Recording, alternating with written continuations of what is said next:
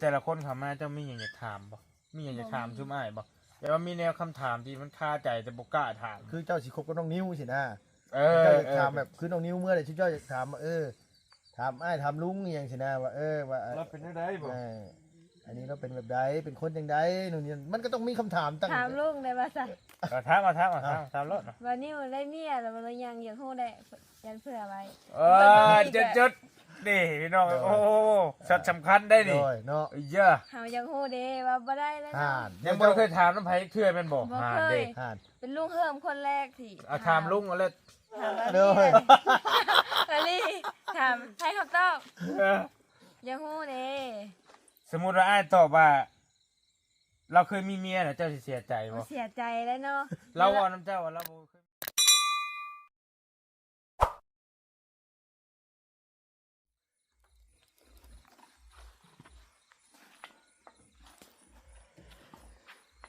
เป็นยังไงข้าเจ้าเมื่อเบิดเลยนั่งเล่นกับหมาน้อยบาดที่นี่เงียบที่เนาะโอ้หมายความว่าแต่เก่านี่อยู่ทงไห้ทงหน้าผู้เดียวนี่บ่ได้มีคนปากคนเว้านำแน่นอนนางเนาะแบบนี้เลยบ่นางโดยสบายดีแต่ละมื้อก็อยู่แบบนี้เลยทันคำมาเลยคือมืดว่านี่อาบน้ำอาบน้ำอะไรก็คือเข้าบอนเลยเงียบมิดจิรีได้ยินแต่เสียงจิรอจิน่ายห้องโอ้ยเนาะอยู่แบบนี้กับม่วนคือกันเลยเนาะบอกตามรักได้ก็ได้เนาะนางเนาะเอาแท้ล่ะแบบว่าเฮาอยู่แบบบ่ต้องคิดอย่างหลายฮะนะแต่ก็เงาอยู่เลยล่ะเนาะเงาบ่เงาอยู่ผู้บ่าวเมื่อไรผู้บ่าวน่ะแม่นคิดฮอดอยู่บ่คิดฮอดนี่โอ้ยพี่น้องเอ้ย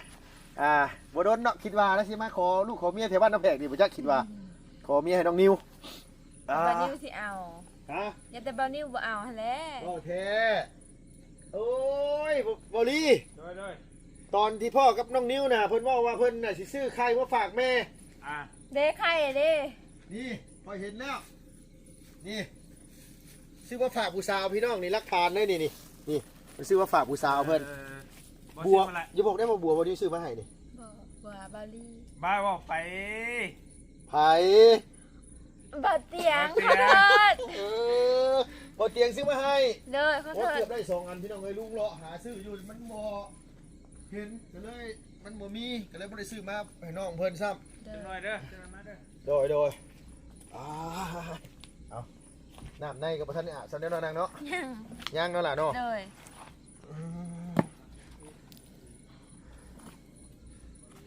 บอกคือแบบว่าปกตินี่ก็อยู่แบบนี้ที่ล่ะคือมันมืดๆกะอยู่ทั้งเทียง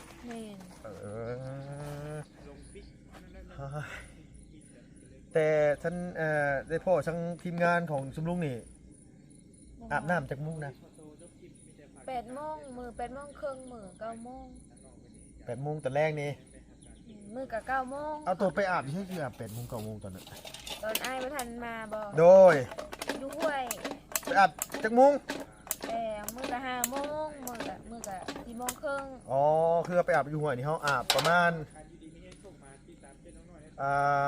4 โมง 5 โมงเท่าไหร่เนาะพอเขาไปอาบน้ำต้องอาบน้ำไก่เด้เขาไปย่านไปคนเดียวโดยคันว่าคือทีมงานมานี่ก็เด็กแน่เพราะว่าเขามีน้ำสร้างอยู่ใกล้เด้อาบก็มันอยู่นี้นั่นแหละเนาะกับอีกอย่างกับทีมงานก็เพื่อสิเมื่อก็เพื่อสิแล้วสิทัวพี่น้องเอ้ยหลายคนมานางล้มนางแอนน้ำแล้วก็เด็กแน่พี่น้องเนาะอยู่ตัวอย่างก็มันหลายคนเข้ามาพี่น้องเอ้ยม่วนบ่ให้ถามอีหรือว่ารำคาญม่วนกั้นใจเว้าหรือเว้านี่เด้เว้าจากใจนี่มาดิเร็วมาโอ้ยอย่าว่าตัวเด้อมันบังกล้องพี่น้องเอ้ยม่วนเนาะล่ะเนาะแม่นว่าจากใจเลยนี่แท้เนาะแท้บ่รำคาญเนาะบ่เห็นว่าโอ้ยซุ่มอ้ายซุ่มตะบ่าวมาดึกดื่นบ่ได้อาบน้ำอาบในเฮ็ดหยังก็บ่เป็นสิว่าอีกแหละบ่ได้คิดเนาะบ่ได้คิดบ่อย่าฟ้าเบื่อกันได้เฮ้ยว่าดีได้นี่นะเบื่อดอกอ้ายมาทุกมื้อก็ดีกันโอ้ยยันว่าเบื่อยันรำคาญเนาะบ่แม่นหยังเนาะยันมีผู้แผ่วลมโดดบ่มีชดเวลาลมผู้บ่าวก็โอ้ยพอแห้งอีแหละมันสิบ่ได้เลิกกันย้อนพอบ่มีบ่ผู้บ่าวบ่มี บ่มี ที่นี่กับบ้าน เอ้ย เออโดย ถ้าเพิ่นมากไหนเพิ่นบ่มากก็เสียใจ เอาชงนี่คิดว่าเพิ่นสิจีบอยู่บ่ชงว่าเอาจากใจได้ บ่ ฮะ บ่ คิดว่าเพิ่นมาหยอกจังซี่บ่ นี่ เว้าอีหลี อีหลี คุยซุมื้อนี่คือเพื่อใจไว้อยู่ว่าดูได้ไหนแต่ว่าเว้าทีมงานนั่นเฮ็ดหยอกเฮ็ดหยังสิเพื่อใจไว้อยู่ว่ายันว่าเพิ่นบ่มักเฮาหยังสินะ แม่นเผื่อใจไว้เผื่อเพิ่นอาจสิแซวเล่นก็ได้แต่ว่าเฮาก็บ่ฮู้เนาะ อ๋อคิดว่าทีมงานสิแซวเล่นอีหยังสิ อืม เอ้าเบิ่งบ่ออกว่าชาว่าผู้บ่าวคิดจังได ก็นิดนึง นิดนึงอ๋อหวังลึกๆอยู่ว่าง่ายซะ เลย โดยตอนนี้ตัวอายุเท่าไหร่แล้วนะ 15 น้องนิ้วอายุเท่าไหร่ก็บ่ดี เป็น ตัวเช้าบ่เนาะ 18ก็จะเว้า บ่แม่น18รายเรียกกันรายเรียกกัน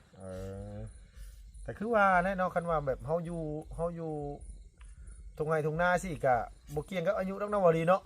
โอ้ยพอดีแล้วสำนั้น โอ้ยสร้างครอบครัวสร้างเท่าไรกับลูกได้นานได้ใช้เนาะบ่ดีเนาะเนาะดีเด้พี่น้องเอ้ยบ่ดีเด้ลูกกะพ่อแม่20กว่าปีลูก10กว่าปีนี่ก็ไปเลี้ยงงูเลี้ยงควายได้ได้ เลย โดยเอาแท้แหละคือน้องกันว่าที่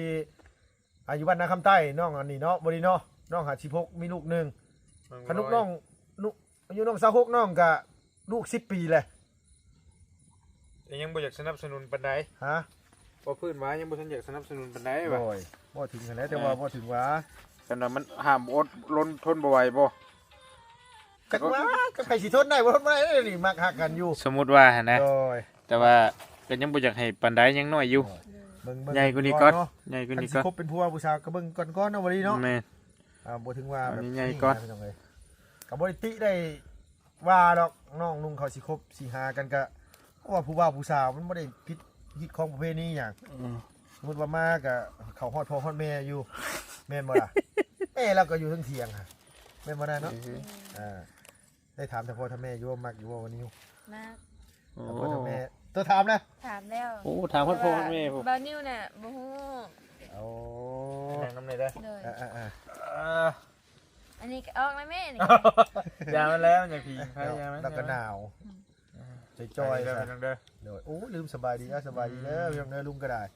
โดย กินไฟกินไฟ แต่ว่าถามแน่เนาะ ถามแล้ว เว้าอีหลีหน่อย อีหลี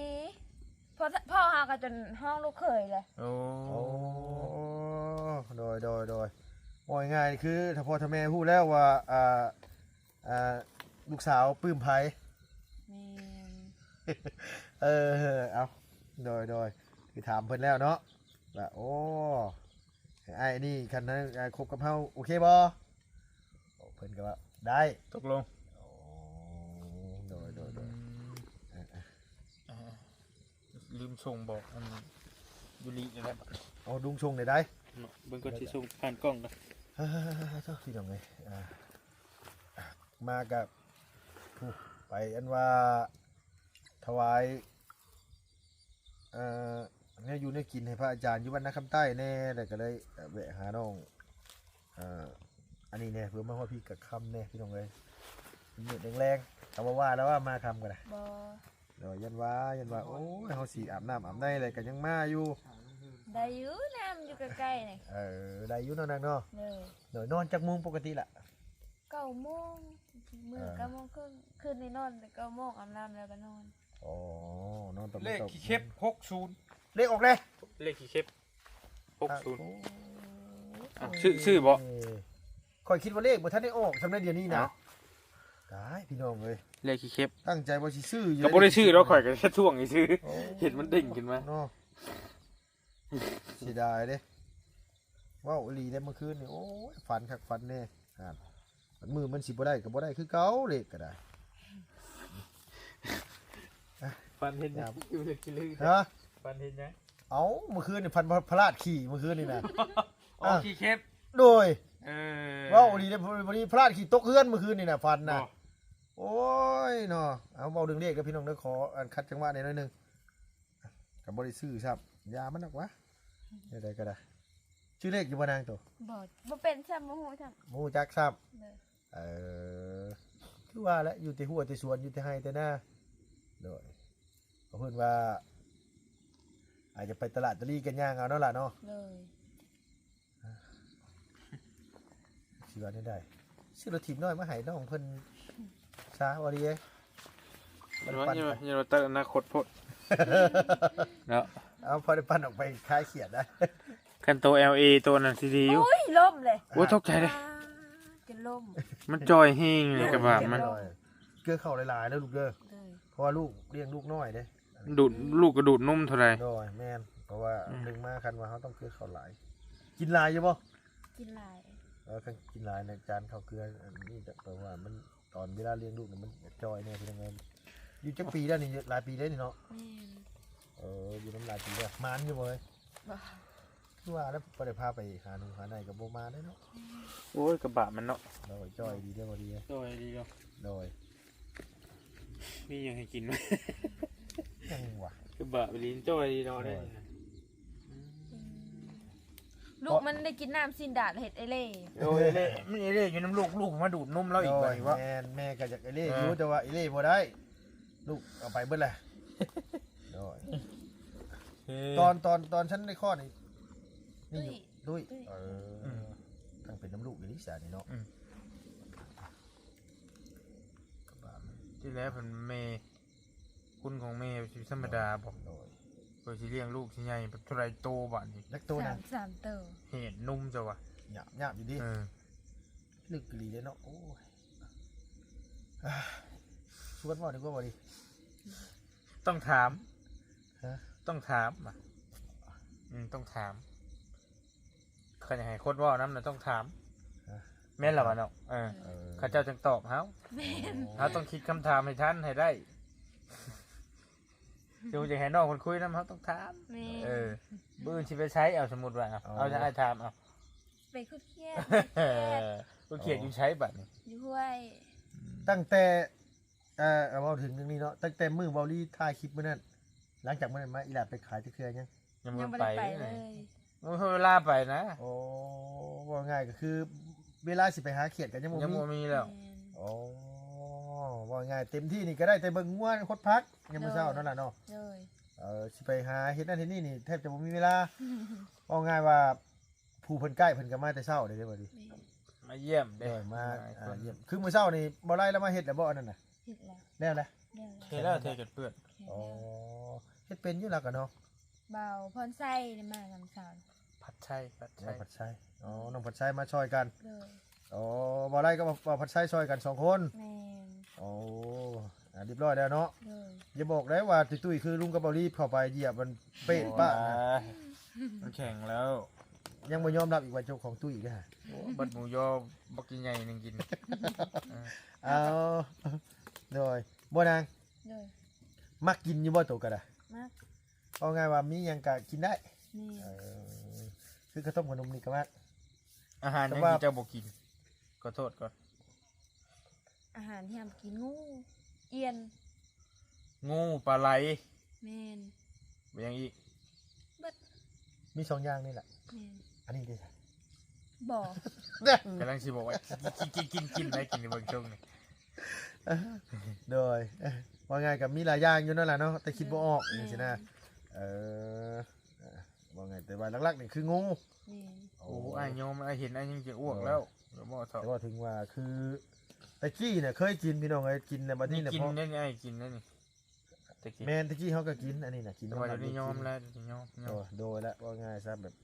ตอนนั้นเขายังบ่ฮู้หยังว่าสิซะ มันหิวน่ะ คือตอนนั้น โอ้ น่ะ โหแต่มันหิวได้ใช่ มันบ่ได้แบบเฮาบ่ได้เข้าสังคมปานใดนะวันนี้เฮา แต่ให้แต่หน้าก็น้อง จะให้แต่ห้าสินะบางเทื่อยามเกี่ยวข้าวกินน้ำเพิ่นบัดหาหมู่หาพวกมาตีข้าวตีน้ำบัดเพิ่นเฮ็ดนี่บัดกินเฮาก็ต้องกินหั่นนะแต่คือซุมื้อนี่ว่ายอมไปเลยพี่น้องเพราะเฮาฮู้ว่าโอ้อันนี้นี่ยอมรับเลยว่ามันหักเจ้าของแฮงหักกะลี แม่นมา แม่น ดีไห สัตว์เลี้ยงขึ้นต้นนี่คือมานี่แหละหักเจ้าของกลัวอย่างอื่นจะเป็นอย่างอื่นกับสู่มาไม่ได้นะคือแบบว่ามันจำได้นะบอดี โดย เพราะว่าตอนนั้นน่ะข่อยเคยเลี้ยงอยู่แบบที่นี่ข่อยไปกรุงเทพ3 ปีข่อยกลับมาข่อยไปน้ำยังเล่นให้แซวอะไรมันยังจำได้นะมาข่อย เจอเนาะ แม่นจื้ออันคืออีนางนี่แล้วลองไปไหมไป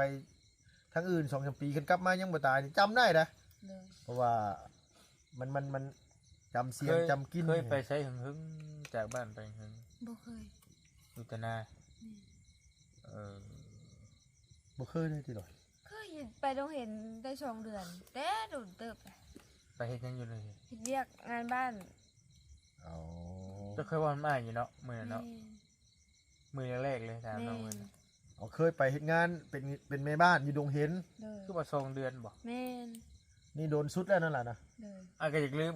ข่อยลืมเลยนี่น้องของเราจะนึกได้ ถามเพิ่นมื้อแรกเลยอยู่หิมทางมึง โดย มื้อ ว่าไงว่าคือเพิ่นจ้างเดือนได้ใช่ล่ะ เดือนละ700,000 จะหึงเลย เลย ได้จักปีได้ล่ะ 2 ได้2 ปีผ่านมา แต่ยังน้อย เอ แต่ อ น้อย อ่าคือเดือนหนึง700,000กีบไปอยู่ได้2 เดือน นี่ ในล้านสี่ ยันค่อยว่าบ่ฮอดล้าน4นะกลับมาหาได้บ่ดี บ่ได้เนาะ จะบ่ได้อย่างจ้างแค่ว่าเงินก็บ่ได้นะใช้เบิดเลย อ่าเพราะว่าเงินเดือน700,000นี่มันแทบจะบ่เห็นหยังสินะ ก็อีหลีพี่น้องก็บอกง่ายอย่างตัวอย่างกับครีมทาผิวนี่ก็ของมียี่ห้อนี่กับกระปุกหนึ่ง200,000 300,000เนาะดีเนาะ เอาเยอะ คือซื้อมือนี่พี่น้องก็เว้า 200,000กว่าก็มีอีกว่ะ น้อยว่าง่ายว่ามันค่อนข้างที่แพงค่อนข้างสิสูงค่าใช้จ่ายก็หลายบอกง่ายซะก็มันบ่ได้หยังหรอกบอกง่าย ไม่ยังที่มักกินที่สุดถามเรื่องอาหารนี่กัน ฉันดาดก็กินเลย แต่ว่าน้ำใหม่มื้อน่ะเนาะเอามักชินดะเนาะชินดะกินทุเรียนอยู่บ่ จักว่าทุเรียนจักว่าทุเรียน อันตัวมันเป็นหนามแม่นบ่ เออ แม่นเป็นน้ำมันแหละ เออ เฮ้ย เห็นแต่กระเจ้าอันรีวิวอหย่างนี้เลย อ๋อเบิ่งในโทรศัพท์ แต่บ่เคยกิน โดยว่าง่ายว่าน้องเพิ่นถามยังดีเท่าว่าอันมันเป็นน้ำมันบ่เป็นว่า ถามถึกอยู่ถามถึกอยู่ คันถามว่าโอ้อันที่ยาวๆอะนะผมว่ายอมนะคันแบบเอ้าน้องมามากอย่างนั้นบริเอ็นยังวะมากยังวะว้าข่อยลืมชื่อมันหน่อยนะ มะเขือ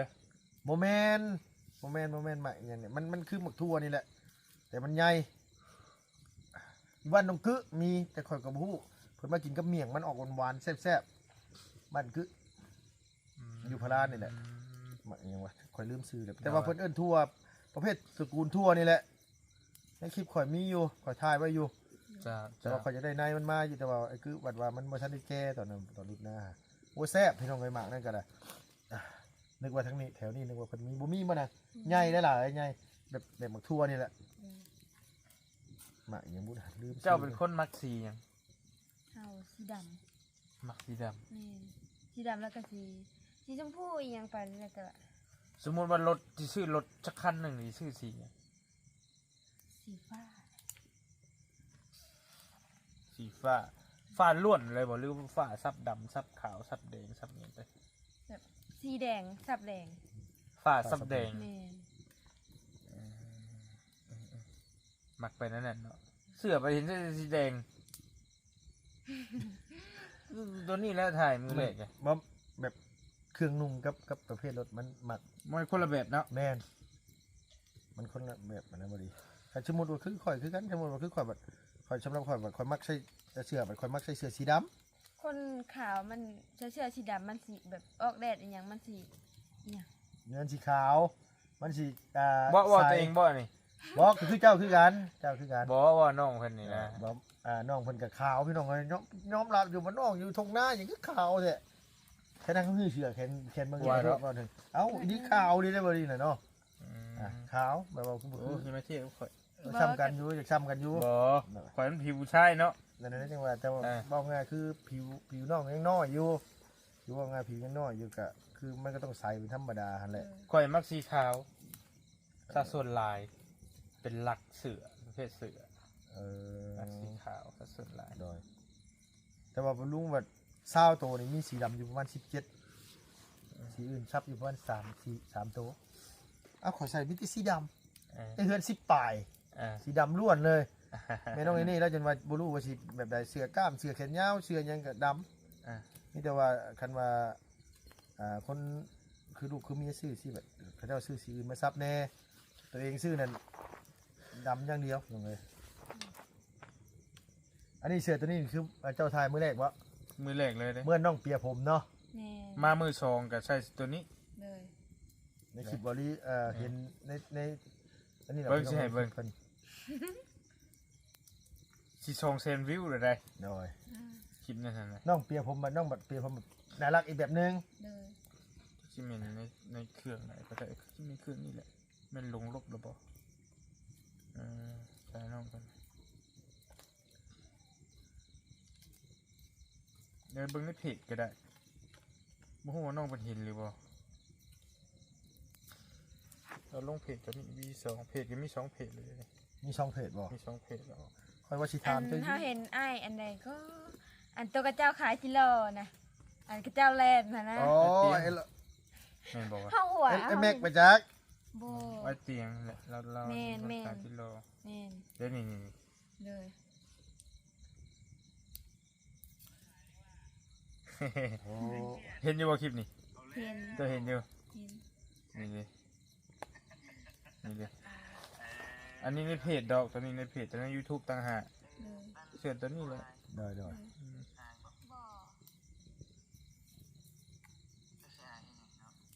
ฮู้อยู่บ่เป็นตัวเป็นเองเป็นคนดัง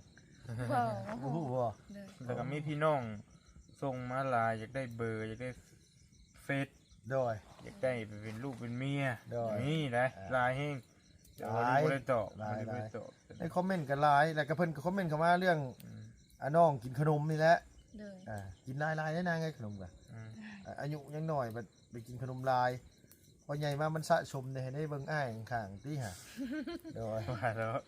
สะสมบ่ ข้างสองฟังได้บ่แม่นฟังเดียวได้โดยตะกี้นี่ก็บ่ได้เว้าพี่น้องเอ้ยไปกินก๋วยเตี๋ยวน้ำกันนี่ก็เบิ่งเพิ่นปรุงก็น้ำตาลก็2บวง อ่า โดย อ่า น้ำส้มนี่ก็ อ่า 3บักพริกหน้อยหนึง อ่า ชิมมันก็คือว่าได้สมๆหวานๆนะแต่ว่าหวานอย่างน้ำหน้อยหนึง ข้าวกับมากเลยชมๆมันนาน อ่า ถ้ามีแต่ปรุงมันนั่นเลย มักคือกัน แต่เผ็ดนี่ก็บ่มากอีก เพชรพริกไอ้บ่ได้ใช้กินก๋วยเตี๋ยวมีแต่กัดเอาใช่ไหมกัด ลุงหนุ่มบ่ได้พี่น้องเอ้ยคันว่าไปกินวิพริกนี่ตีกันเนาะบ่ได้ บ่ได้ใช้บ่ใช่เรื่อยๆนะ ยอมรับอยู่ทีมงานนี่เขายังว่ายอมรับว่าลุงกินก๋วยเตี๋ยวกินเผ็ดหลียอมรับว่ากินเผ็ดแฮงบ่เผ็ดบ่แซ่บบ่เผ็ดบ่คักกูเผลอนี่ ขออนุญาตเด้อใครซื้อมาให้ เกือบ คือเอง แม่น ก็ว่าเห็นใส่เกือบขาดๆเลยนะ ขาดเลย ครูนั่นถิ่มอยู่พุ่น อันนี้ตัวนั้นเนาะไอ้จับเกือบได้อยู่เนาะมือแรกเนี่ยเนาะ แม่น เกือบเวียดตัวแต่นั้นน่ะ เกือบ คือเป็น บางๆ สีดำหั่น ซบซบ เกือบ สีดำมันมานะ สิบ่แม่น สี สี ขาว ดำบ่แม่นสีดำนี่แหละ อันตัวขาดอยู่กันแท้นะสีดำของให้ฉันนะ ของแม่ อ๋อ กันเทศนะ โดย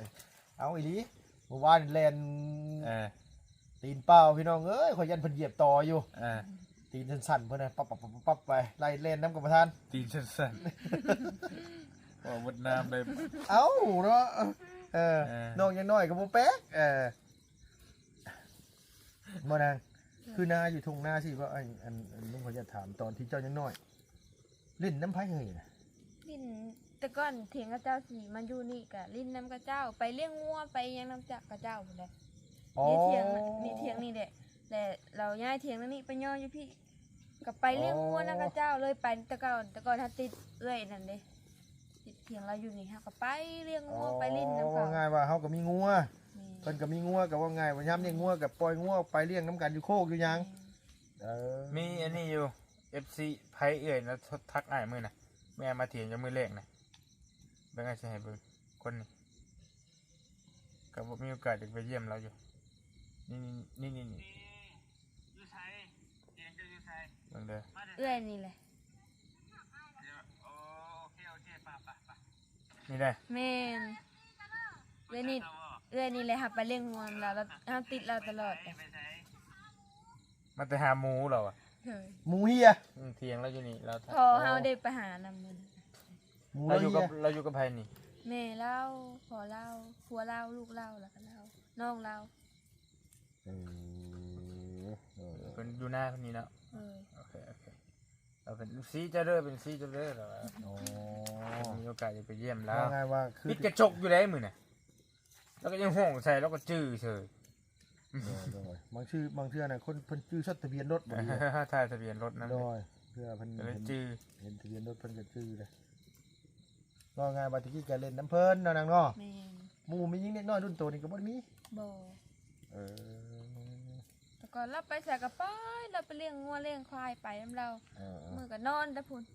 อ่า ว่าง่ายก็คือบ่มีหมู่เอารุ่นเอื้อยเป็นหมู่ โดย ไปเล่นไปหาหน่อไม้น้ำมันน้ำกันกับเพิ่นเนาะล่ะเนาะ โดย เออว่าง่ายว่าเพื่อนน้องมีน้องกับอ้าย2คนนะพี่น้องเอ้ยเพราะว่าอ้ายก็ไปจักเดือนเลยเราไปเฮ็ดเวียกอยู่อันว่า หาก็ได้เดือนกว่านี่แหละเดือน มันแพงกันนะ แม่น เออ ถามเพิ่นตอนนั้นว่าอ้ายไปเฮ็ดงานอยู่ขอนแก่นว่าซั่น เฮ็ดอันยาสูบอีหยังเนี่ย ยายสุบันแพงอยู่ เออ นคร จะ พ เข้าน ม กับคำแม่งอยู่แต่ว่าเพิ่นว่าไปอยู่ขอนแก่นว่าซั่น ผมไม่ก่อนแล้วอันที่ผมเข้าใจว่าจังหวัดจาก ก็เลยว่าขอนแก่นนะขอนแก่นกับขอนแก่นว่ะ บ้านแพงนี่นครพนมนี่ เด้อ ขันยาสูบนี่คือบ้านแพง แม่นแถวหัวหาดกับเจ้าอ่ะ โดยแม่นแหละแถวนครพนมนี่แหละ เด้อ ไปเฮ็ดโรงงานอันเฮ็ดยาสูบนั่นน่ะเนาะ แม่น อ๋อหาแต่ไปได้เดือนกว่า เด้อ อ้ายเจ้าอายุจักปีได้ละ เฮางง ห่างกับเจ้าหลายบ่ เด้อ เออแล้วก็บ่ได้แต่งงาน บ่ เออบ่มีลูกมีเมียตินางแล้วก็ โสดเทือน ก็ง่ายว่ายังมีพี่น้อง2คนก็ซอยกันเฮ็ดให้เฮ็ดนานํแต่พ่อเฒ่าแม่อยู่ เด้อ เออลำให้ลำหน้าเป็นเบิดเนาะนางเนาะตัวเนาะ เป็น อืม บ่ได้ยังบ่ได้ชิมสีมืออยู่เทื่ออยู่ว่าสิ ได้ จำมาหุ่งอย่างเงี้ยมันมากบ่ทันมื้อใดกัน เก่งน้ำไหมซะนะวันนี้ปะคนเฮานี่คันเก่งน้ำไหมแซ่บ ฮะ มันยากติมาหุ่งนี่ว่าขูดแล้วยวกบัดน้ำไม้มันยามมีบ่เนี่ยมีแต่น้ำไม้ทงนั่นแหละติ บ่นะมันก็มีอยู่น้ำไหม จะได้ชื่อมานทางอ่ะ แม่นชื่อมันทาง ให้แกง โดย สิบ่มีเวลาแกงครับ มันโดดเนาะ มันดนแง่น้ำ ซื้ ไม้ ออันนี้ซื้อกระปุ่นมาตำจำหุงกินแล้วเนาะง่ายเนาะ ง่ายจังเลย โดยไอ้เด้อหั่น อืม แม่มขาหม้อ กินอยู่กินเนี่ยยังอยู่บ่เฮ้ย โอ้ยเบิดแล้ว บ้า ไปนั่งแข่งกันก็มาป้องเมื่อกี้นี่ บ่ แม่นเบิดเรียบร้อยแล้วพี่น้องเอ้ย ได้จักนาทีเดี๋ยวน้อยนี่ จักเลย แต่ว่าน้องเพิ่นอยากอาบน้ำอาบในได้ประจักษ์เบิ่งพี่น้องเอ้ยขออนุญาตก่อน เมื่อเท่านั้นแล้ว อย่าบอกได้สร้างนี่นะ แม่น โอ้ตำเนี่ยก็ลืมอยู่นี่เลย บ่ยากตาม ไม่ เด้อ พูดสักก็ได้ หน่วยดีดิ ก็บางทีมันยัง โดย บ่ได้พาวนะพอดีโหลดอันนี้อยู่นี่แหละ อ๋อ มันโหลดได้อยู่ซึ่ง ได้บ่ บ่ได้พาวได้อยู่มันดึกเลยเอาสัญญาณอยู่เอาสัญญาณ ก็ง่ายก็คือพอได้อยู่ ได้อยู่เฮงอยู่ เถียงมึงใหญ่ไปยังคือมานอนอยู่เจนี่ สัญญาณ ฮ่า ตรงบันไดเลย อ๋อคือขยับเข้าไปได้เนี่ยมันบ่มี สัญญาณมี เด้อ มันบ่มีแหละก็เลย มันตาเดียวก็ต้องขวัญ โดย ตาเดียวกันเลย น้องควันก็มุ้มแบบนี้พอดีเลยเนาะพอดีเนาะ แม่นแต่มันจะมาฮู้จักกันอยู่บ่จ้ะ รู้จักว่ากับน้องควัน ขวัญทำ ขวัญแม่นาคำใต้นี่ บ่ อ๋อ ต้องถามคนบรรณเพก โดย ว่าจังสิจักบรรณเพกนำกันแล้วจ้ะ บรรณเพกดิ อืม บรรณเพกมีน้องอีกหนึ่งวะคนหนึ่งวะน้องพอดีน้องยังอันที่ว่าใกล้อันใกล้เฮือนอันว่าพอเฒ่าน้องปลาหาได้ที่รุ่นเดียวกันนะครับนี่เนาะ เพื่อนพวกเขาน้องป่า โดยที่ว่าอันน้องอันว่าเราไปพ่อแม่เราแยกทางกันนะอะไรนะชื่ออย่างว่าคอยลืมชื่อแล้วแหละ ใกล้เพื่อนพวก จอ เขา มบ่น้องจอมบ่ เออไอ้จอมแม่นแหละไอ้ อ๋ จ อ อม โอเค น้องจอม เพิ่นอยู่ใช้เดี๋ยวนี้ น้องจอม ก็เจ้าว่าเอาผัวคนจีนเขาเจ้าว่า อ๋อเราไปเห็นงานอยู่ทั้งอื่นไรผัวคนจีน เฮ็ดอันได้ยินก็เจ้าว่านี่ อ๋อ เดินถ่ายคลิปเราอยู่แล้วอันนี้ โดยเราเคยถ่ายคลิปอยู่ตัวเห็นบ่คลิปแล้ว บ่ อ๋อ แต่ว่ารู้จักกันแบบ เพื่อนเราคือไม่เท่าแล้วมองทางแยกค่ะ แม่น อยู่กลางมองทางแยกค่ะ เลย น้องจอมชื่อแล้วแม่นแหละจำได้ แต่ว่ารุ่นเดียวกันบ่นาง บ่ แล้วรุ่นเอื้อยเพราะ แม่น จอมเป็นรุ่นเอื้อยเนาะ เลย รุ่นเจ้ามีไผในสะสปาในรุ่นเจ้าบ่น้องป่า บ่ฮู้กัน นางกิ๊กเด้ เมื่อกี้น้อง น้องรุ่นน้องจะบ่น่ะ รุ่นน้องมาหากันใหญ่นี่ได้ นางกิ๊กเนี่ย แม่น จักปีวะ ผ่านเทียงเพิ่นอยู่เมื่อวานห้องอยู่เพิ่นอยู่ เออ เจาะน้ำไอ้แล้วเจาะน้ำให้อะไรกันให้จริงมันจะได้ โดย ได้น้ำบ่ ได้แล้วน้ำได้น้ำแต่ก็น้องอีฮะเจาะให้อูนั่นถ้าอูนั่งอีฮะ มันมีน้องกัน4คนหั่นเจ้าบ่เจาะ แม่เจาะ2บ่อแล้วนะ แม่นอยู่เนาะอยู่ข้างคาปาซาเนาะ แม่เจาะ2บ่อแล้ว มีสองเจ้าอยู่หั่นเนาะ นั่นหน้าเพจนี่เจาะลายเลย เออโอ้ยคำโบรนก็เกือบได้หั่นน่ะ พวงสาก ยังเว่าอยู่อันว่า ของมีจำกัดนี่ ว่าสิซื้ออันนี้มาให้น้องเพิ่นพี่น้องไอ้ซั่นสิเป็นเพิ่นได้2อันเพราะว่าลุงกับบ่ฮู้ว่าเตียงเพิ่นซื้อเข้ามาให้ยังดีที่ว่าซื้อบ่ได้เท่านั้นแหละคันซั่นนั้นโอ้ยซ้ำเพิ่นสิใช้ว่าสิซื้ออันบัวหดน้ำบ่เตียงเพิ่นเห็นว่าน้องบ่มีน้องเอากระโปะประแดกกันว่าคนบักแตงโมคนบักแตง เลย จักเดือนล่ะสิได้กินบักแตงเจ้า ประมาณเดือน4คณะบ่บกก่อนคณะบ่บกก่อนว่าเบี้ยมันยังน้อยอยู่ ดุนบ่ได้บ่เฮ้ยบักแตงยังนางน่ะ แต่ บักแตงจริงนี่บ่บักแตงไทยนี่เนาะ แม่น เออ มาเว้นก่อนขอฮดหลายฮดเทื่อนึงแล้วมาแล้วแหละห้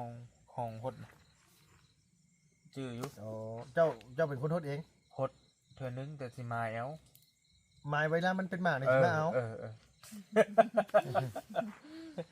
เออ เจ้าเนาะพดเถื่อเดียวมาเอาเพิ่นว่า เอาดำหมากดำใดก็ได้ดอกบ่ได้เอาลายดอก พอเตียงแล้วสิบ่เอาวัดสวนมาจะเราซื้อบัว บ่ได้ มาให้ กัดกินได้แท้เฮ็ดจะได้ เอาต้ วั อง น กิ นี้ น ก็ ได้กิน งัว น่ะ เข้ากัดกินแล้วมันนี่ บ่ ก็ ได้กินซั่นดอกซะ ยังบ่ได้กินนะซั่นพี่น้องเอ้ยเบิ่งแล้วเบิ่งคักแล้ว ได้งัวมันนี่ก็2เทื่อ3เทื่อ งัวเจ้าเองหนึงงัวคนอื่น งัวกระเจ้าปล่อยเด้ ยามนี้เขาจะปล่อยเนาะนางเนาะยามนี้เนาะ อันไอ้ถามนี่ยังบ่เคยเว้าน้ำไผเลยนี่ช่องลุงคนแรกเลยก็บ่มีหยังหลายดอก เลย แต่ละคนเข้ามาเจ้ามีหยังอยากถามบ่มีหยังอยากถามซุมอ้ายบ่แต่ว่ามีแนวคำถามที่มันคาใจแต่บ่กล้าถามมันนะ บ่มียังบ่ฮู้สิ คันว่าถามน่ะถามเด้อบ่ต้องยากเด้อ เลย เดี๋ยวมันต้องมีนะลุงเนาะแบบมีแนวสงสัยนะ โดย อืม แม่นเบิ่ว่าเขาคิดอีหยังหั่นนะเนาะเขาคิดอยากถามอีหยังหั่นนะ คิดจะถามแต่ว่ารถ โดย ถามรถ บ่มีมาแต่ คันว่ามีหั่นนะบ่ต้องเกรง บ่ ใจ สมมุติว่าเนาะเจ้าสงสัยสมมุติว่าคือเจ้าสิคบกับน้องนิ้วสินะ เอ เจ้า อ อยากถามแบบคือน้องนิ้วเมื่อใดที่เจ้าอยากถามว่าถามอ้ายถามลุงอหย่างสินะว่าว่า เราเป็นได้บ่ อันนี้เราเป็นแบบใดเป็นคนจังใดนู่นนี่มันก็ต้องมีคำถามตั้ง ถามลุงได้ว่าซั่น ถามถามรถ วันนี้มันได้เมียแล้วมันเลยยังอยากฮู้ได้ยันเผื่อไว้ จุดนี่พี่น้องโอ้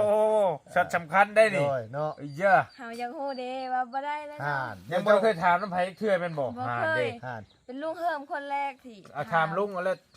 ถามแล้ว แต่ว่าสำหรับลุงน่ะคือรู้จักน้องนิ้วเนาะ เลย บ่ได้โดนประเด็นนะวันนี้เนาะครับกับบ่ฮู้แต่น้องยังบ่ได้เข้ามาทางทีมงานหรือว่ายังบ่ได้เฮ็ด YouTube ที่น้องเลยบอกง่ายก็คือน้องเข้ามาก็พบพ่อกันก็บ่ได้หลายเทื่อกับลุงนะ เลย แต่ชวนหลายเพิ่นสิไปกับบอลี เลย แต่ว่าได้ยินเขาเจ้าว่าน้องยังโสดน้องหาแต่เรียนจบมา เลย จบมา7หรือว่าจบมา7บ่ดีหรือว่าจบมา ค่อยก็บ่อยากเจอก็บ่จี้ 4 บ่ บ่ ได้ แม่น บ่ มา4กับมา7นี่แหละน้องหาแต่จบแต่ก็น่าจะบ่มีแต่ผู้ชายผู้สาวลุงบ่ฮู้ เลย เพราะว่าอันนี้บ่ได้ตัวบ่ได้หยังในล่ะเด้อผู้สาวลุงบ่ฮู้พี่น้องเอ้ยแต่ว่าเคยมีเมียมาแล้วบ่นี่เฮาก็บ่ฮู้อีก เลย แต่ว่าต้องถ้าอยากฮู้เดี๋ยวเพิ่นไปนํกันก็บ่เรื่อยๆเนี่ยต้องถามบ่ลี ถามว่า เด้อ อลี่ถามให้คำตอบยังฮู้เด้ สมมุติว่าอ้ายตอบว่า เราเคยมีเมียน่ะเจ้าสิเสียใจบ่ เสียใจแล้วเนาะ เราว่าน้ำเจ้าว่าเราบ่เคยมีเมีย แม่นแล้วว่าเราบ่เคยมี คันสมมุติอ้ายบอกว่าเราเคยมีครอบครัวมาแล้วมีลูกมีเต้ามาแล้วเจ้าเสียได้ไหนเอา บ่ไปล่มเลยแล้วหา โอ้ เสียใจแล้วเนาะเสียใจ บ่ แล้ว บ่อันนี้เดี๋ยวเบรกก่อนบ่ลีสาเหตุเป็นหยังจังบ่ลมเอา บ่มักคนมีครอบครัวบ่มักคนมีลูกมีเมียมาก่อนหรือว่าบ่ฮักบ่ห้าง มันก็มากอยู่แต่ว่าเฮาก็ บ่มาคนขี้ตัว แม่ โอเค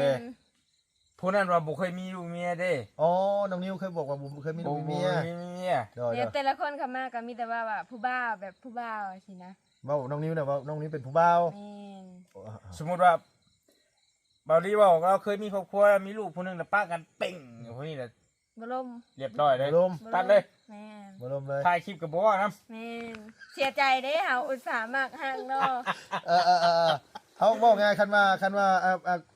มาคุยตอนแรกแหละบอกว่าไอ้นี่เคยสั่งครอบครัวมาแล้ว เลย แต่อยู่ร่วมกันบ่ได้เลิกลากันแบบนี้น่ะ ได้ เฮา ได้มันต้องว่าแต่ท่วมจริงแต่ต้นเด้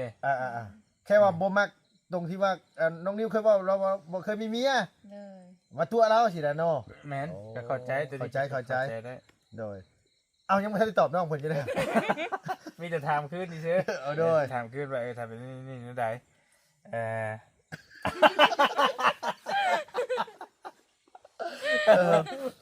เอาอันนี้เนี่ยลุงบ่ฮู้อีหลี เลย ลุงบ่ฮู้เพราะว่าลุงกับน้องนิวก็ว่าง่ายก็พบพ่อทักทายกันอยู่แต่บ่ได้ไปนํกันเรื่อยฉะนั้นล่ะโดนๆ แรกๆหันเพิ่นไปน้ำไอเตียง โดย น้ำไอเตียงเพราะว่า โอ้เจอโทษเจอยังพอได้อยู่ยังพอได้อยู่ โทษ บ่เป็นยังบ่ทันเจ็บเห็นบ่ โดย อืม คันว่าเรื่องนี้มามันแบบนี้เลยเนาะ เลย บ่ทันมีบ่ทันเคยมี เลย บ่ทันเคยมี แต่ผู้ชาวอาจจะมีลมบ้างตามภาษาผู้บ่าว เลย มันก็ธรรมดา มันก็บ่ต่างอย่างเจ้าหรอกแม่นล่ะวะ แม่ ผู้บ่าวเขาก็ต้องเคยลม แม่น แต่น้องเคยถามมาว่าเพิ่นเคยล้มผู้สาวบ่ บ่เคย ยังบ่เคยถาม มันก็ต้องมีอยู่แล้ว ใน นะ ใจเฮาแบบฮู้อยู่แล้วแบบเพิ่นเป็นผู้บ่าวเด้ ก็ต้อง อ๋อ มี ว่าไงว่าในใจนี่คือน้องนิวเราก็บ่เป็นคนขี้ร้าย แม่ เออ หน้าตาก็ดีมีรถขี่ เลย มันก็ต้อง มัน มี ต้อง นะ มีเนาะนางเนาะ แม่น แต่ว่าปัจจุบันนี่อ้ายกับบ่ได้ไปน้ำเพิ่นหลายมือมาพ่อปั๊มอยู่ เดี๋ เดี ย ยว ว มีแต่เพิ่นไปกับไอ้เหย้านั่นนี่แต่เก่าเพิ่นก็ไปน้ำอ้ายช่วงใหม่ๆไงไปน้ำรถอ้ายนี่แหละ เลย แต่อ้ายก็พอฮู้ว่าเพิ่นล้มกับภัยยังจังได๋แต่ว่า ก็บ่รู้ แต่ ว่า แต่ช่วงนี้คือว่าย่าเพิ่นได้ถามมาบ่มีแหละ เออ ตามนี่นะแต่อ้ายก็บ่อยากเว้าหลายว่าคืออ้ายเว้านั่นแหละบ่อยากย่องว่าน้องเพิ่นดีหรือบ่อยากเว้าว่าน้องเพิ่นชั่ว ๆ น่ะ เลย จะเบิ่งเอาเอง แต่ว่าลุงก็ได้ยินอยู่ว่าน้องน่ะบ่ได้มีคนล้มแล้วชั่วโมงนี้บ่มีไผล้มแล้วนะ แต่ครอบครัวน่ะบ่มีตามน้องเพิ่นเว้าให้ฟัง บ่เคยมี บ่ทั เนาะ เคยมีดอก โดยโอ้น้องกั้นใจมับๆยันเมื่อกี้ยันมีนะยันแบบว่ายันมีแบบยันเสียใจคาดหวังไว้หลายเด้เพราะว่า คาดหวังไว้หลายแล้วสุดท้ายมาเสียใจภายหลังเนาะ เดี๋ยว เสียใจยังไง บ่น่าพาบอกเลยเนาะ โดยเดี๋ยว มันสิเป็นคลิปให้มันรุ่นไปแบบ บ่เป็นหยังนี่ข่อยตัดทิ้งก็ได้ บ่อย่าละมันสิ โดย นี่เพราะ เดี๋ยวลุงขออย่าตถามเนาะคือแบบว่าเมื่อปุ๊บสิเนาะคือเราเมื่อเฮือนเมื่อฮอดเฮือนเฮาหยังเราแชทมาบอกอยู่ว่าฮอดเฮือนเฮาหยัง เซตอยู่ คุยกันเยอะ เซตมาเมื่อคืนนี่1 โมงเป็นยังคือตอบบ่จะ1 โมงแล้วใครสิไปตอบ โอ้ เยเล็กบ่แสดงว่าบ่ธรรมดาเด้ เพิ่นว่าเพิ่นว่าหัน หมาย บ้าน ถึงว่าจริงจังเติบอยู่ได้วันนี้เลย เติมนึง ตอนแรกก็คิดว่า อันตอนทวิตค่ะเพิ่นก็เซตมาหาเฮาแต่เฮาบ่ได้ตอบคืนนี้เฮาก็บ่ได้ตอบเฮาบ่ได้ตอบเพราะเขาเบิ่งนะเฮาก็บ่ได้ตอบ เจ้าเขาเบิ่งอยู่ แต่บ่ได้ตอบ เด้ อย่าเฮียนเฮ็ดจักเทื่อ 2 โมงเลยฮะมาเบิ่งมื้อเช้านี่ อ๋อ มันพายกีตาร์นอน โอ้ นึ โด กออกว่า โดนึกว่าแบบว่ายังหัวแรงอยู่เนาะเพิ่นแชทมาแหละบึ้งเนี่ยบ่ตอบสินะ แบบนั้นเนี่ยโอ้บ่แม่นหยังพี่น้องถึงผู้ว่าสิฮักปานใดก็มันรู้สึกแบบเฮ้ยแบบ แม่น มันจังไดอยู่เนาะวันนี้เนาะ เพิ่นเมื่อเพิ่นทอดเฮือนเพิ่นทอดเนี่ยเพิ่นก็แชทบอกอยู่ อ๋อถ้ามีแกะเด้อเลยเนาะ เข้าใจอารมณ์เพราะว่า อ่า ปอลี่โอ้ยเป็นตลอดอยู่ผู้มือก็ยังเป็น บ่เป๊กมันดึกได้ค่อยบ่เป๊ก เออ คันว่าแบบว่า มันดึกเด้ อันนี้น่ะนะแบบว่าโอ้ยบางคนแบบว่าเพิ่นคิดว่าเฮาเพิ่นบ่สำคัญอีหยังสินะน้องแบบมักจังไดก็โอ้ผู้สาวบ่เล่นนำบางเทื่อก็สินี่นะว่าอันนี้ก็เว้าตามที่ได้ยินเขาเจ้าจมมาหรอกว่า แต่น้องเพิ่นก็เว่าถึงตลอดได้ อันนี้เว่าอ้ายบ่ได้ว่านั่นแหละก็ถึงตลอดก็ถึงตลอดเลยแบบว่าสมมุติว่ามีผู้บ่าวนำกันสิแซวนะเฮ้ยของข่อยได้น่ะชาน้อยชาแนลสินะผู้นี้ขึ้นรถบ่ได้สินะ อีหยังวะติ เออ เลยนะ ก็แล้ว โอ้ แต่ ง่ายๆก็อาจจะมาแหละพ่อเลยอาจสิยันถึกชะตาแหละค่อยว่าจะไปลงไปพอน้องนิ้วเป็นคนถามน้องคนแรกเนาะตอนแรก แม่ เนาะ น้องนี่มันแล้วเป็นคนถ่าย นั่นแหละยันแบบว่าเห็นแบบ ถ่ายแล้วก็ส่งมาหาบอลลี่บอกว่า ย่อย อ้ายมาเบิ่งน้องนี่ซอยแน่ ยันแบบว่ายันลักๆก็คือแบบบ่ได้ชื่อดอกเขียดนะครับว่าตอนแรกนะเห็น แล้วไปไก่แล้วไปไก่แล้วถอย โอ้ยข่อยยันแม่นแหละเห็นนางไอ้ขายนางขายเขียดขี่รถผ่านมันแวบแรกเลยนะ เด็กลูกหาผู้สาว อยากลองหาผู้สาวน้องนิ้วสิไปชื่อเขียดเมื่อฝากแม่เป็นไปได้จังได ว้าวแล้ว เป็นไปบ่ได้ผู้บ่าวจะจ้อยปานนั้น เอาอีนี้บ่ลีสมมุติว่านั่นบ่อยากซื้อปานนั้นเด้อเขียดเพื่อฮอดเพื่อนฮอดซานเนี่ยมัน ซื้ออยู่ มันตายมันหยัง เคยซื้ออยู่ซื้อจิตรอซื้อกับมันยังได้น้องมันไปน้ำตอน โดยจิรออย่างนี้ค่อยคิด เคย ว่า ซื้อ สิ มา ซื้อ ฝากแม่อยู่ แต่ว่าคือในกรณีน้องคนโบจักว่าเจตนาเพิ่นว่าอยากลงไปซื้อบอลลูนใดนะ ค่อยว่าเขามาวนรถอียันแม่นแหละ แม่นรถกลับมา ที่รถเห็นผ่านหน้านี่อาสิเว้ากันนะกับเขาเว้ายาวไปอุ้ยไอ้ยาวน้องมันงามอีหลีนะวนรถได้ยาววนรถนะเฮาสิต้องซื้อเขียดนะค่อยคิดว่าแบบนี้เอาผู้บ่าวมันบ่แปลกแม่นบ่ล่ะเห็นผู้สาวน่ารักนั่งขายเขี มาย ด อันตอนอันนี้แล้วเราก็ขอเบอร์ค่ะว่าขอเบอร์เอาขอเฟซได้บ่เป็นเฟซได้บ่ค่ะ จ้า โอ้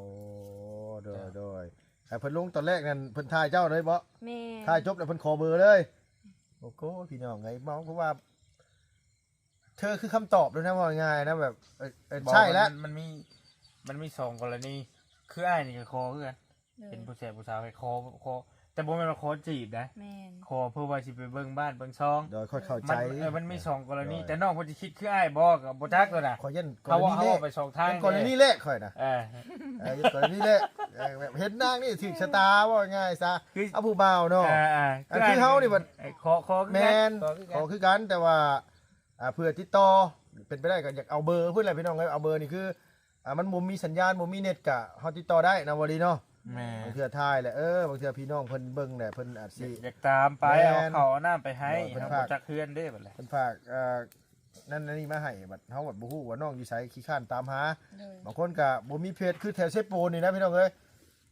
ขี่รถเลาะถามหาให้เพิ่นเบิ่งอันรูปอันฮอถ่ายนี่ก็พอแฮงเอาขอเพจขอไลน์หรือว่าขอเบอร์อหย่างซี่คือเจ้าบ่มีเด้คนชนชาติแบบว่าบางคนบ่มี เลย บางเที่ยวช่วยเหลือมาเข้าชานน้ำชอบ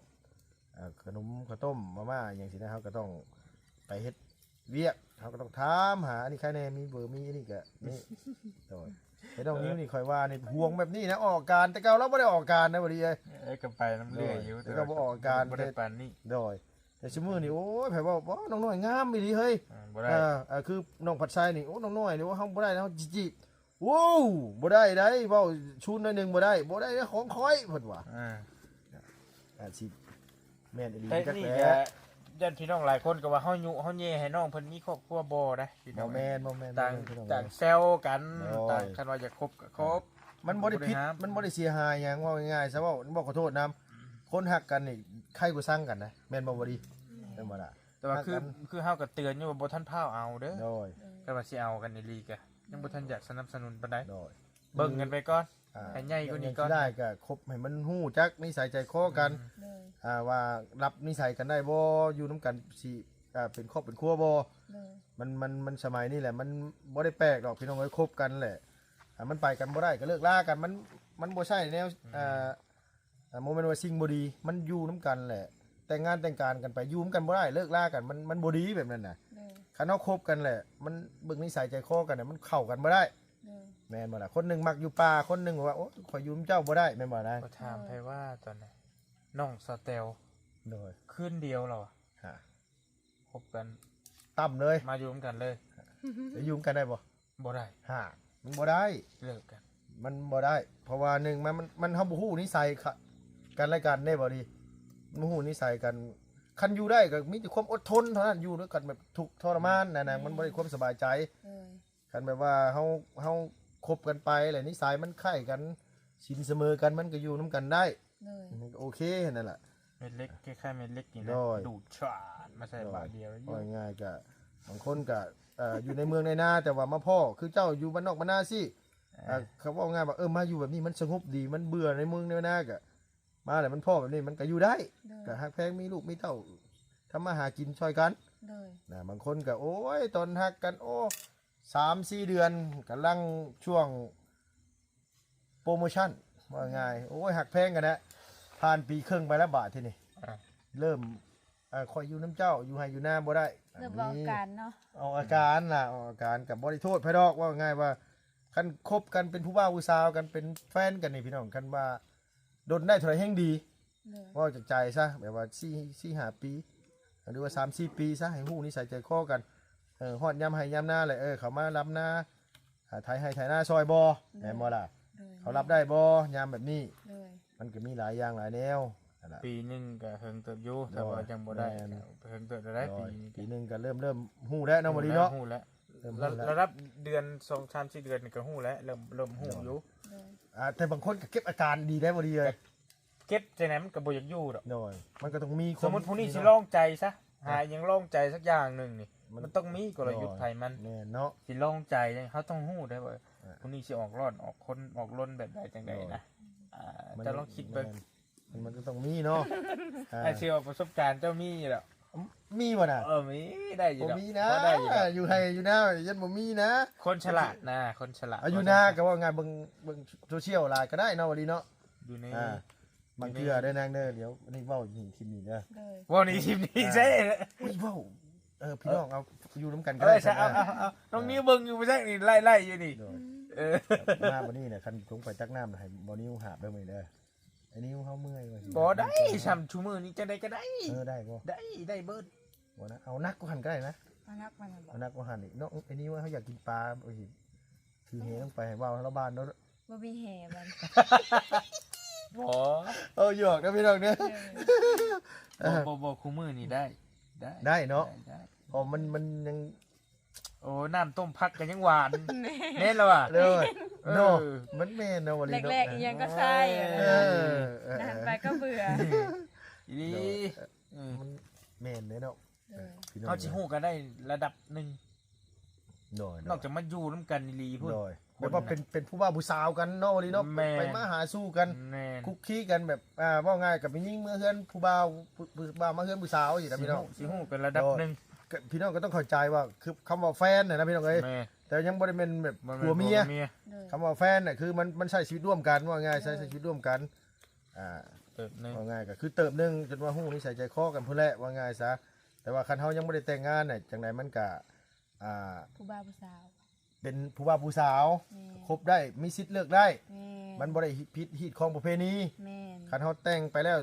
สู่ขวัญ อ๋อ มีใบทะเบียนสมรสนั่นคือเป็นผัวเป็นเมียแหละมันเป็นของกันและกันพอง่ายซะแบบว่าคือเฮาจดทะเบียนแหละ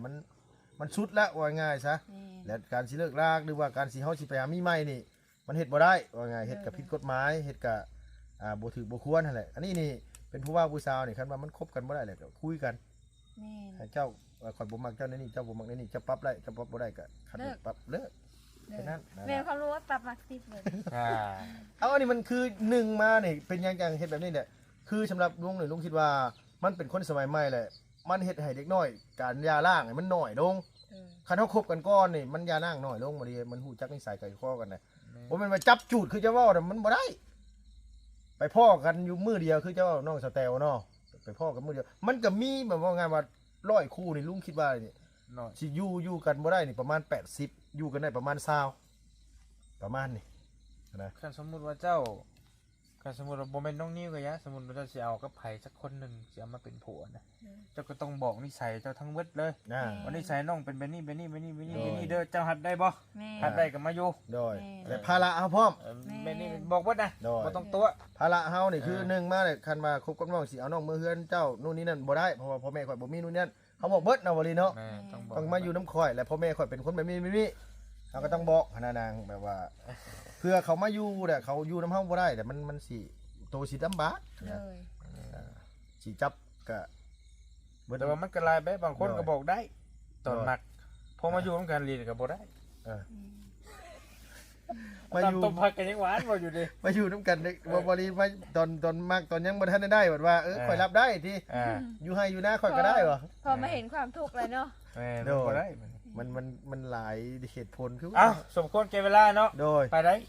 เมื่อได้เนาะ ไปนอกมัน เลิก พัก เลย ผ่อน เนาะโอเคนะ เลย ขอบใจหลายๆที่มานั่งเว้านั่งล้มน้ำกันในพี่น้องเอ้ยกลับมา ต้อง คำมามืด ซีเรียสได้เลยมา เสร็จหยังก็บ่ได้คันว่ามันฮ้อนกว่านี้ก็สิ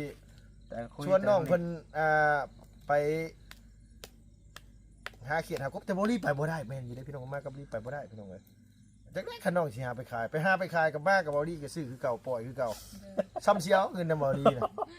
ะ น้อง เอ้า สิหาขายให้ได้จ้ะ เออ เศษหนึ่งมือเละโตกับบุรุษ หนึ่งมาเด้อเจ้าหาเจ้าบ่ต้องฮักแข่ง เลยเลย บ่ต้องฮักแข่งเอามาแล้วบ่ต้องไปขายใส่ขังไว้ให้บ่รีเฮ็ดซื่อๆก็พอ เลยเลยไป ปล่อยเลยงอไม่บ่ ไปปล่อยแหละกับมื้อหน้ากับไปก้านอยู่แถวนั้นแหละ ไอ้ปล่อยลงหนองตรงข้ามหันมือไหนบ่ฮู้ว่ามีคนมาก้านไปจับไปบ่รู้ว่าจังได๋ มี บ่เรือ มันลอยอยู่แถวนั้นแหละ มี บ่เรือนะคันบ้านน้ำแพกก็บ่ได้เรือบ่ดี แม่น ก็ย่าแล้ว ดุ เฮา คือเฮาปล่อยเจตนาของเฮามันบิดไปแล้วนะพี่น้องอ่า เก็บไปปล่อยทั้งกินเพราะจะมันตายเลยนะ โดยกับอีกอย่างสิรุดสิพ้นจากเพิ่นมาก้านต่อกันแล้วแต่ตัวไผตัวมันตัวนั้น แต่ว่าอาจจะรอดบ่ได้จับได้เบิดคูโตดอก บ่ชุโตล้านเปอร์เซ็นต์อยู่แล้วนั่นบ่ชุโตดอกอาจสิรอดเท่าปีหน้าอยู่ดอกหลายตัวอยู่ ปลาได้แล้วเนาะ โดยโอเคพี่น้องเอ้ยขอบคุณหลายๆเนาะเอามานั่งนั่งล้มกันเด้อเด้อนางเด้ออย่าเฝ้าเบื่อกันนะ บ่เบื่อ มีแล้วเมื่อทอดเราอยู่ไร เรานอนแล้วเราบ่เมื่อเลย รับเลยเนาะเอาสบายดีเด้อเสนอพี่น้องเด้ออยู่ดีมีแห้งเนาะสบายดีเด้อโดย เจอกันลืมไฟนะครับบัดนี้